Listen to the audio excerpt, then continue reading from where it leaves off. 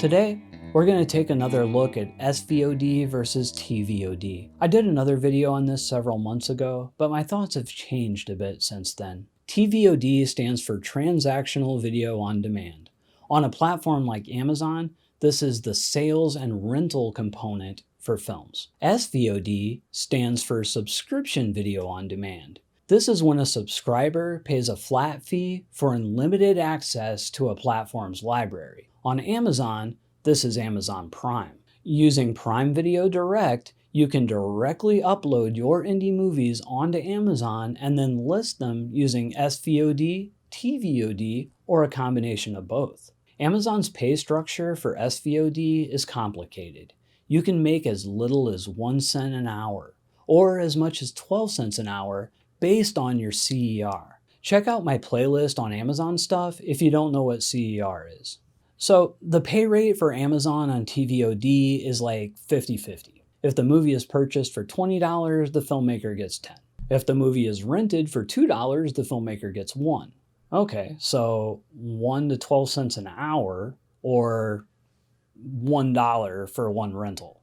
This seems like a no-brainer, right? TVOD all the way. But when you go SVOD, your film will get seen by exponentially more people, as folks are much more likely to take a chance on a small indie film when they already have that subscription. That discoverability factor on SVOD is just way beyond what you'll get on TVOD. Most of the transactions that you get on TVOD on an indie movie are most likely going to be from a direct result of your marketing. Now, if you're a kick-ass marketer and have pre-built a good audience for your movie, then you could definitely clean up with TVOD, and in that case, you definitely should. But if you haven't built that audience, or you aren't a good marketer, then TVOD might be a big flop for you. In spite of my strong marketing, I've mostly done pretty well in the past with SVOD. And conversely, up to the last few months, I've done pretty poorly with TVOD, which might seem weird because I'm actually pretty damn good at the marketing. But like everything else, this business is in major flux and things change, or we gain new understandings and techniques that make something work for us now that didn't in the past. Some will say, oh, well, you would have made more money in the past if you just would have concentrated more on TVOD exclusively. And to be perfectly honest, there's no real way to know.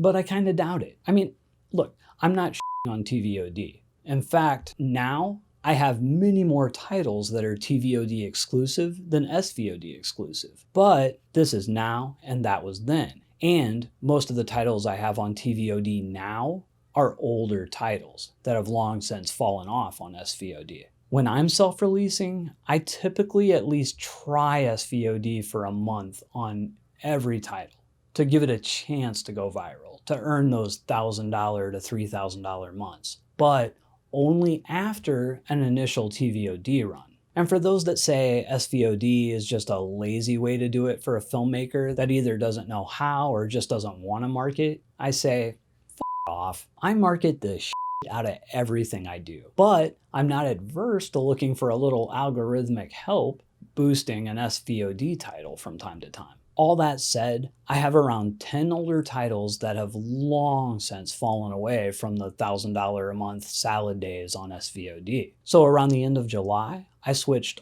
all of my lower performing titles over to TVOD. And I really didn't expect too much. I expected them to perform around equal to or less than what I was doing on SVOD, maybe a little more. These older titles on SVOD were collectively making like $50 a month. So now that they're on TVOD, and this is really only the first month I've seen the numbers, but we're halfway through the month and I'm already over $600 on the older titles. So it would stand to reason that it'll end up around $1,200 a month, where I was only making $50. But again, it's too early to say if this will be a regular thing.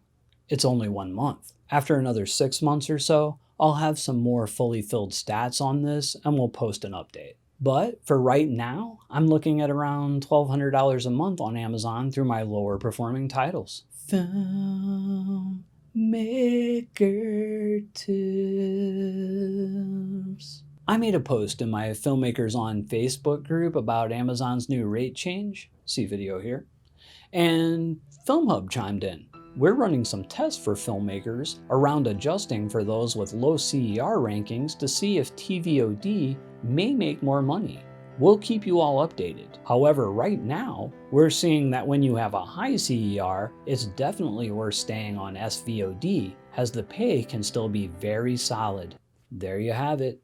And they have data from thousands of filmmakers. If you want to learn how to make more money with your indie film, subscribe now. But whatever you do, keep making movies.